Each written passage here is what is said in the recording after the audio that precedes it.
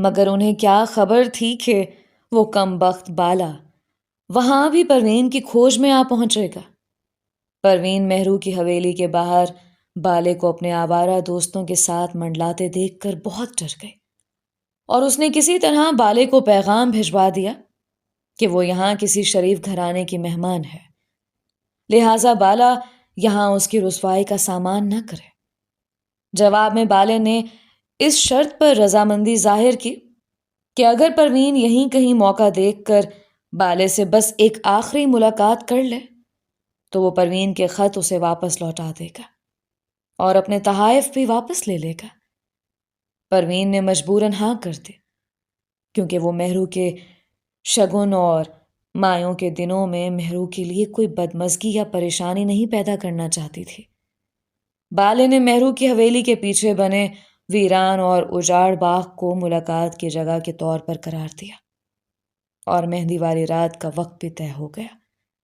مگر جب پروین نے مہرو کو بتایا تو اس نے سختی سے پروین کو بالے سے یوں ملنے سے انکار کر دیا۔ پروین مہرو کے سامنے رو پڑی کہ اگر وہ نہ گئی تو بالا اسے سارے گاؤں میں رسوا کر دے گا، اور پروین کا بیمار بوڑھا باپ یہ بدنامی سہ نہیں پائے گا اور مر جائے گا۔ تب مہرو نے ایک عجیب فیصلہ کیا کہ پروین کی چیزیں لینے وہ خود بالے کے پاس جائے گی۔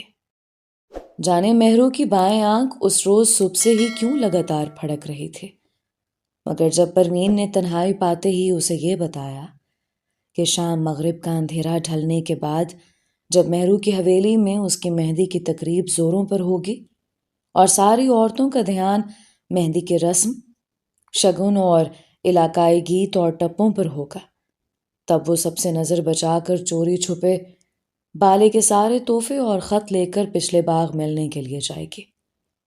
تو مہرو کا دل دھڑک سا گیا۔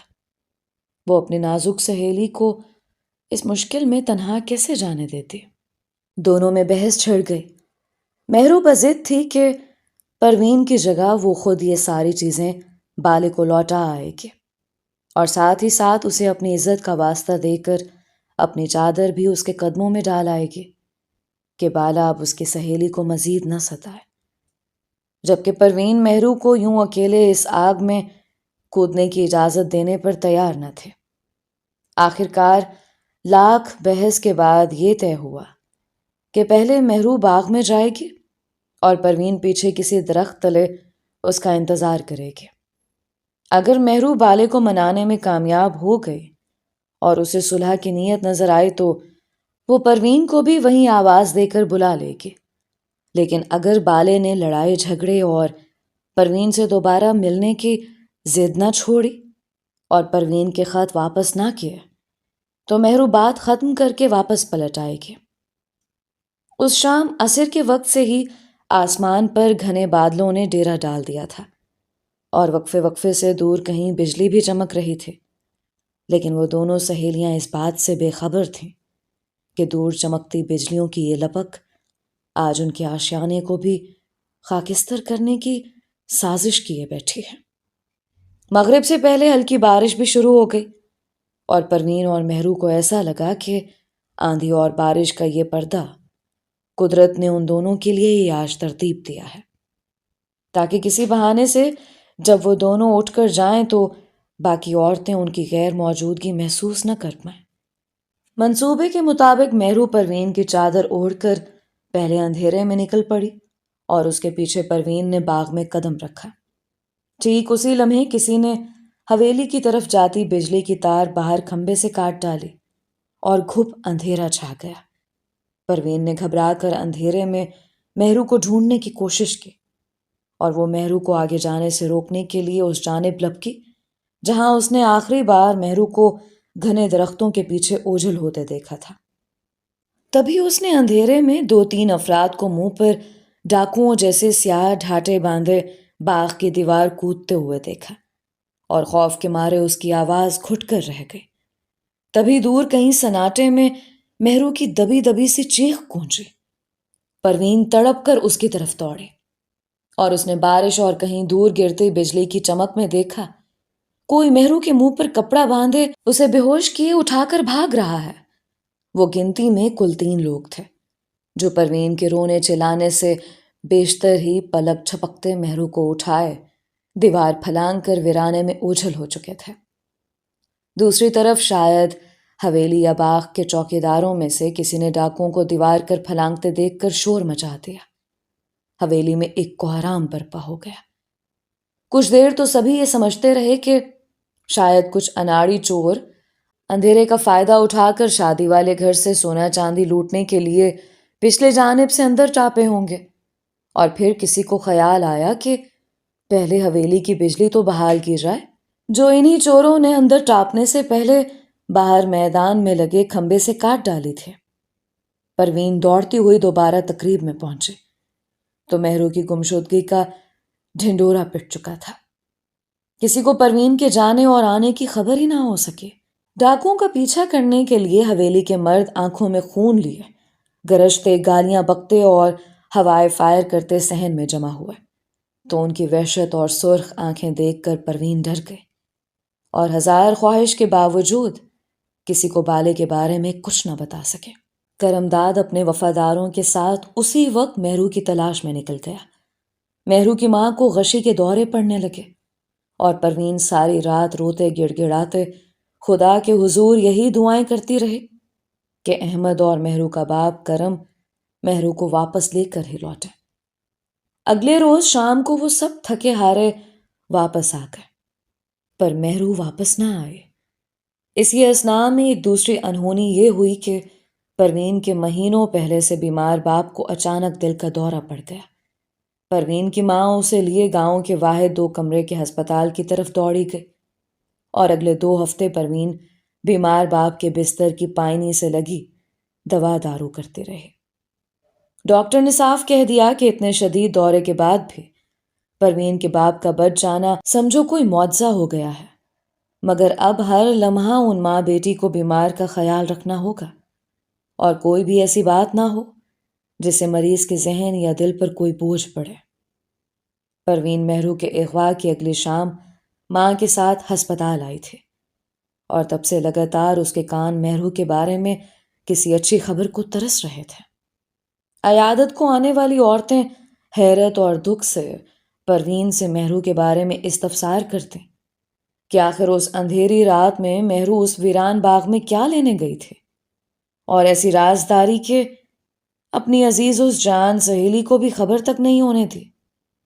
گاؤں کی عورتوں کی آنکھوں میں مہرو کے لیے شک، تجسس اور کسی چٹ پٹی گھٹیا رومانی کہانی کے آثار بڑھتے دیکھ کر پروین کا دل کٹ کر رہ جاتا۔ وہ چیخ چیخ کر سارے زمانے کو مہرو کی معصومیت اور پاکیزگی کی گواہی دینا چاہتی تھی، مگر جانے کتنی مصلحتوں کے خوف اور اندیشوں نے اس کی زبان پر تالے ڈال رکھے تھے۔ پولیس بھی سر پٹک پٹک کر تھک چکی تھی اور اب تو خود مہرو کے محبوب احمد نے پروین کو یہ طعنہ دے مارا تھا کہ مہرو خود اپنی مرضی سے اس اندھیری رات اپنے کسی آشنا سے ملنے ویران باغ میں گئی تھی۔ اتنی رازداری نہ برتتی تو کم از کم پروین کو تو کچھ بتا کر جاتی۔ احمد اپنے دل کا بوجھ ہلکا کرنے پروین کے گھر چلا آتا اور اپنے دل کے پھپولے پھوڑتا رہتا۔ تبھی ایک دن یہ اندھوناک خبر آئی کہ مہرو کے باپ چاچے کرم داد نے مہرو پر طعنہ کسنے کی پاداش میں کسی شخص کو قتل کر دیا ہے۔ مہرو کا بچا کچا خاندان رل کر برباد ہو گیا۔ کرم داد کو پھانسی کی سزا ہو گئی اور مہرو کی ماں پاگل ہو کر گاؤں کی گلیوں کی خاک چھانتے رہے۔ کبھی کبھی پروین کا دل چاہتا تھا کہ وہ اپنی اس داغدار جوانی کا گلا گھونٹ کر خود اپنے ہاتھوں سے اپنے آپ کو سولی دیتے، مگر جن کے ضمیر انہیں روزانہ دل کے گھاٹ پر پھانسی پر لٹکاتے ہوں انہیں باہر کی سولیاں کم ہی نصیب ہوتی ہیں۔ پروین بھی زندہ رہی اور روز مہرو کو یاد کر کے مرتی رہی۔ اس کا بیمار باپ چارپائی پر جا پڑا اور اب اسے پروین کی رخصتی کی فکر ستانے لگی تھی۔ ایسے میں احمد ہی آگے بڑھا اور اس نے اپنی مہرو کی سہیلی کا ہاتھ اس کے گھر والوں سے مانگ لیا۔ پروین کے اندر کوئی آری سی چل گئی۔ مگر اس کے گھر والوں پر تو شادی مرگ طاری ہو چکا تھا۔ علاقے کے سب سے بڑے زمیندار نے ان کی بیٹی کے لیے رشتہ بھیجا تھا۔ خوشی تو ہونی تھی۔ پروین نے احمد کو بہت سمجھانے کی کوشش کی کہ وہ مہرو کے ساتھ یہ بے وفائی کبھی نہیں کر پائے گی، کیونکہ مہرو اس کے اندر بستی ہے۔ احمد نے جواب دیا کہ اسی مہرو کی یادیں بانٹنے کے لیے تو وہ پروین کو ہمیشہ کے لیے مانگ رہا ہے، کیونکہ صرف پروین ہی جانتی ہے کہ مہرو احمد کے لیے کیا تھے، اور اب وہ کسی تیسری عورت کو بیاہ کر اپنے گھر نہیں لانا چاہتا۔ پروین نے لاکھ سر پٹخا، مگر اس کے ماں باپ نے اپنی عمر بھر کی پرورش کا حق مانگ کر پروین کی زبان بند کر دی، اور پروین احمد کی دلہن بن کر اس کے آنگن ڈولی اتر گئی۔ سال بھر بعد ایک بیٹا بھی گود میں آ گیا، مگر حویلی میں پروین کی ایک بھی رات ایسی نہیں گزری جب وہ شوہر اور گھر والوں سے چھپ کر تنہائی میں روئی نہ ہو۔ پچھلے ماہ پروین کا بیمار باپ بھی چل بسا، جس کی بیماری اور رسوائی کے خوف نے پروین کی زبان بند کر رکھی تھی۔ پروین کے دل پر اب یہ بوجھ ناقابل برداشت ہوتا جا رہا تھا، لہٰذا اس نے فیصلہ کر لیا کہ چاہے جو بھی ہو، اور چاہے کتنی ہی بڑی بربادی اور بدنامی اس کا مقدر نہ بن جائے، مگر اب وہ یہ راز اپنے اندر چھپا کر نہیں رکھے گی اور احمد کو سب بتا دے گی۔ اسے بس اپنے گڈو کی پہلی سالگرہ کا انتظار تھا کہ یہ دن خیر خیریت سے گزر جائے، کیونکہ وہ باپ بیٹے کی پہلی خوشی خراب نہیں کرنا چاہتی تھی۔ احمد کے دل میں کئی ارمان تھے۔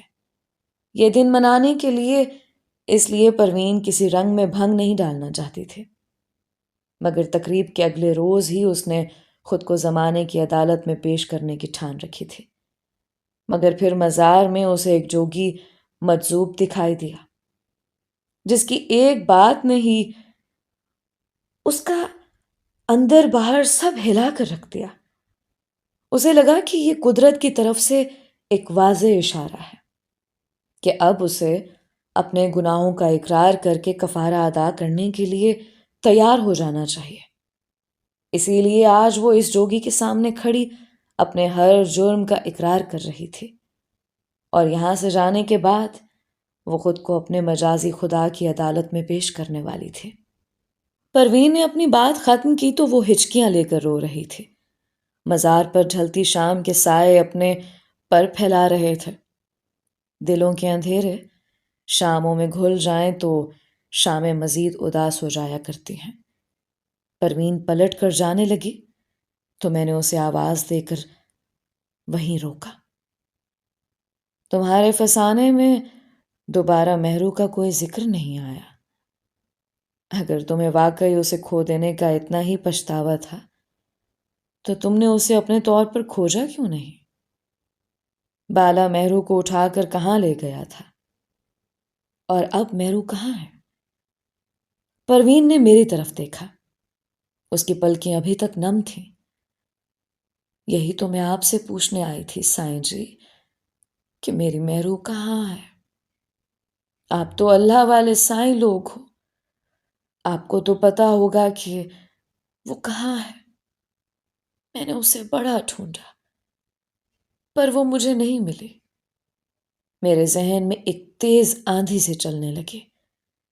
پروین نے بتایا کہ وہ اپنے باپ کی بیماری کی وجہ سے ہفتہ بھر تو ہسپتال سے نہیں نکل پائی، مگر وہ برابر احمد کی حویلی کی خبر رکھے ہوئے تھے۔ گاؤں کی عورتیں جو اس کی ماں سے ملنے آتی تو ان سے اسے حویلی کی سن گن ملتی رہتی۔ مہرو کا کچھ پتہ نہیں چل رہا تھا۔ آس پاس کے سارے علاقے چھان مارے گئے۔ احمد کے اندر جب تک غیرت کے ناگ نے پھن نہیں اٹھایا تھا، وہ خود بھی مہرو کے باپ کے ساتھ چپا چپا گلی گلی کریا کریا اپنی محبوبہ کو تلاشتا رہا، اور اس کے بعد بھی کرمداد اور پولیس مہرو کی تلاش میں سرگرداں رہی، مگر مہرو کو تو جانے زمین کھا گئی یا آسمان نے نگل لیا تھا۔ پروین نے اپنے کالج کی اسی پرانی سہیلی سے مدد لینے کا فیصلہ کیا جو بالے کے گاؤں سے پڑھنے آیا کرتی تھی۔ باپ کے ہوش میں آتے ہی چھٹے یا ساتویں روز پروین کسی نہ کسی بہانے لپکتی جھپکتی کالج پہنچی تاکہ وہ اپنی دوست کے ذریعے بالے کے علاقے میں جا کر اس کے پاؤں پڑ جائے اور اس کی منت کرے کہ بالا پروین کی دل لگی کی سزا اس کی معصوم سہیلی کو نہ دے اور اسے رہا کر دے، مگر پروین کے سر پر ابھی کچھ اور آسمان ٹوٹنا باقی تھے۔ سہیلی نے یہ دل دہلا دینے والی خبر سنائی کہ بالے کو 5 روز پہلے اسی لڑکی کے بھائی نے گولی مار کر قتل کر دیا، جو پچھلے دنوں بالے کی وجہ سے سارے گاؤں میں بدنام ہو گئی تھی۔ پٹواری کا بیٹا گزشتہ کئی دنوں سے بالے کی طاق میں تھا اور پھر موقع ملتے ہی اس نے اپنی غیرت کا سارا بارود بالے کے سینے میں 6 کی 6 گولیوں کی صورت اتار کر ہی دم لیا۔ بالے کو تو تڑپنے کی مہلت بھی نہیں مل سکی۔ پروین کی سانسیں رک سے گئیں۔ بالے کی موت مہرو کے اغوا کے ٹھیک اگلے دن ہوئی تھی، مگر پھر مہرو کہاں گئے؟ بالے کے ساتھ 2 اور لوگ بھی تو حویلی کے پچھلے باغ میں کودے تھے، وہ کون تھے اور پھر کہاں غائب ہو گئے؟ پولیس نے قتل کی تفتیش کے دوران اسی رات پٹواری کے بیٹے اور مددگاروں سمیت بالے کے سارے دوست اور کارندوں کو بھی گرفتار کر لیا تھا، کیونکہ اس فائر میں دونوں طرف کے کچھ فریقین زخمی ہوئے تھے اور علاقے میں نقص امن کا خدشہ بڑھ رہا تھا۔ ان سب کی ضمانتیں ہونے میں کئی ہفتے لگ گئے۔ پروین اس سارے عرصے میں اپنی استطاعت کے مطابق بھرپور کوشش کرتی رہی کہ اسے مہرو کی کوئی خبر مل جائے، مگر ایک کمزور اور انجان لڑکی بھلا کسی دوسرے گاؤں میں کتنی بھاگ دوڑ کر سکتی تھی؟ سو ناکام ہی رہی۔ وہ ہر دوسرے روز کسی نہ کسی بہانے اپنی سہیلی کے ساتھ چند گھنٹوں کے لیے اس کے گاؤں چلی آتی اور ہر گلی کوچے اور بازار کو آنکھیں پھاڑ پھاڑ کر دیکھتی رہتی، شاید کہیں سے اسے اپنی پیاری مہرو کی کوئی جھلک دکھائی دے جائے۔ مگر کھونے والے اگر مل جائیں تو پھر کوئی انہیں گمشدہ کیوں کہے؟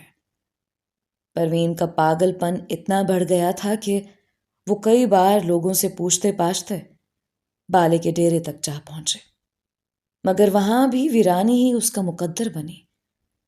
مزاروں نے بتایا کہ پولیس نے اسی رات ڈیرے پر جمع بالے کے سارے اوباش دوستوں اور بدماش ہرکاروں کو اٹھا لیا تھا، اور اب یہاں 2-4 پرانے خاندانی نوکروں کے علاوہ اور کوئی نہیں ہوتا۔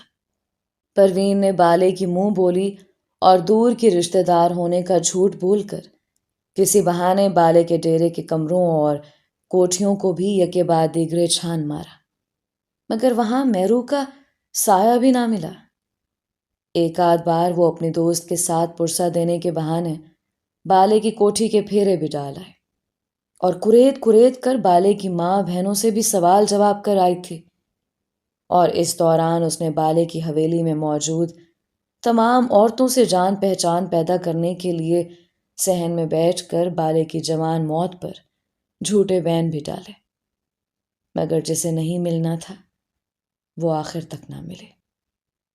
کبھی کبھی اس کے دل میں یہ خدشہ بھی جاگ اٹھتا کہ کہیں بالے نے پروین کی جگہ مہرو کو گھونگھٹ تلے دیکھ کر تیش میں آ کر اسے مار ہی نہ ڈالا ہو اور وہیں کہیں اپنے ڈیرے کے آس پاس ہی دفنا دیا ہو۔ ایسے میں پروین کو آس پاس کے سارے کھیت کھلیانوں میں مہرو کی تازہ کھدی ہوئی قبر دکھائی دینے لگتی۔ پروین نے آس پاس کے سارے قبرستان بھی چھان مارے اور وہ ہر تازہ بنی ہوئی قبر کے بارے میں کریت کر گورکنوں سے پوچھا کرتی، مگر ہر قبر کا کوئی نہ کوئی وارث نکل آتا۔ آخر پروین کی ماں ہی بیٹی کے اس پاگل پن اور جنون کے آڑے آئی، کیونکہ آس پاس علاقے کے لوگوں نے عجیب عجیب باتیں بنانا شروع کر دی تھیں۔ پروین کی ماں بس اتنا جانتی تھی کہ اس کی بیٹی اپنی عزیز الجان سہیلی مہرو کی بازیابی کے لیے آس پاس کے مددگاروں اور مزاروں پر منتیں مانگتی اور چادریں چڑھاتی پھرتی ہے کہ مہرو خیریت سے گھر واپس لوٹا، مگر جوان خوبصورت لڑکی کے ماں باپ بھلا اسے کب تک یوں ادھر ادھر بھٹکنے دیتے؟ لہٰذا ایک روز اس پر یہ پابندی بھی عائد کر دی گئی کہ اب وہ اپنی کسی کالج کی سہیلی یا گاؤں کی کسی کمی مزارن کے ساتھ تانگے میں ادھر ادھر کھجل خوار نہیں ہوا کرے گی۔ پروین کی ماں کو تو یہ بھی شک ہو گیا تھا کہ پروین کے چہرے پر جو ہر وقت اداسی اور زردی سی چھائی رہتی ہے، یہ بھی کسی ایسے ہی ویران مزار یا خانقاہ کا سایہ ہے جو اس کی بیٹی کے حسن کو گھن بن کر چاٹ رہا ہے۔ اور اب جلد از جلد وہ اپنی بیٹی کو ڈولی میں بٹھا کر گھر سے رخصت کرنا چاہتی تھی۔ تبھی جب ایسے میں احمد کا رشتہ پروین کے لیے آیا تو اسے لگا جیسے خدا نے بس اسی کی سن لی ہے، لہٰذا جھٹ پٹ اور عجلت میں پروین کو احمد کے ساتھ رخصت کر دیا گیا۔ پروین کی کہانی ختم ہو چکی تھی، مگر مجھے یوں لگ رہا تھا کہ جیسے اب بھی کسی گہرے اندھے کنویں میں رستہ تلاش کرنے کی کوشش میں ہوں۔ مہرو کی گمشدگی اب بھی ایک معمہ بنی ہوئی تھی۔ پروین نے چادر سر پر ڈالی اور واپسی کی راہ لینے سے پہلے دھیرے سے بولی، میرے لیے دعا کریں گے سائیں جی؟ جانتی ہوں میں اس قابل نہیں ہوں، مگر میں اندر سے بہت کمزور نکلی۔ اپنے بوڑھے ماں باپ کا سر کسی کے سامنے جھکنے نہیں دینا چاہتی تھی۔ اسی ڈر سے میں نے اپنی سہیلی کو اپنے باپ کی عزت پر قربان کر دیا، مگر آج میں اپنے جرم کی سزا بھگتنے جا رہی ہوں۔ میری دعا ہے کہ احمد اپنے ہاتھوں سے میرا گلا گھونٹ کر میرا قصہ مکا دے۔ پروین روتے ہوئے پلٹی تو میں نے آواز دے کر اسے روکا۔ جانے سے پہلے میری ایک بات سن لو۔ کچھ سچ اگر اپنے وقت پر بول دیے جائیں تو ان کی افادیت تبھی قائم رہتی ہے، مگر وقت گزر جانے کے بعد وہی سچ دوسروں کے لیے کسی نہ کردہ گناہ کا عذاب بن جاتا ہے۔ تم انہیں کیوں سزا دینا چاہتی ہو جن کا تمہاری خطا یا قصور سے دور دور کا واسطہ بھی نہیں؟ جو معصوم ہیں وہ تمہارا گناہ کیوں بھگتیں بھلا؟ تو پھر میں کیا کروں سائیں جی؟ چپ رہتی ہوں تب بھی پچھتاوے کے ناک مجھے مسلسل ڈستے ہیں کہ میں انہی اپنوں کے ساتھ مخلص نہیں، دھوکہ دے رہی ہوں ان سب معصوموں کو جو اندر سے بہت اجلے ہیں لیکن میرے اندر کی سیاہ کالک سے ناواقف ہیں، اور مجھے بھی اپنے جیسا پاکیزہ اور معصوم سمجھتے ہیں۔ وہ کیا جانے میں اندر سے کتنی داغدار، کتنی میلی ہوں۔ میں نے اس کی لرزتی اور پچھتاووں کے بوجھ تلے دبی پلکوں کو بھیگتے دیکھا۔ کبھی کبھی اپنوں سے اپنا سچ چھپانا ہی ہماری سزا مقرر کر دی جاتی ہے۔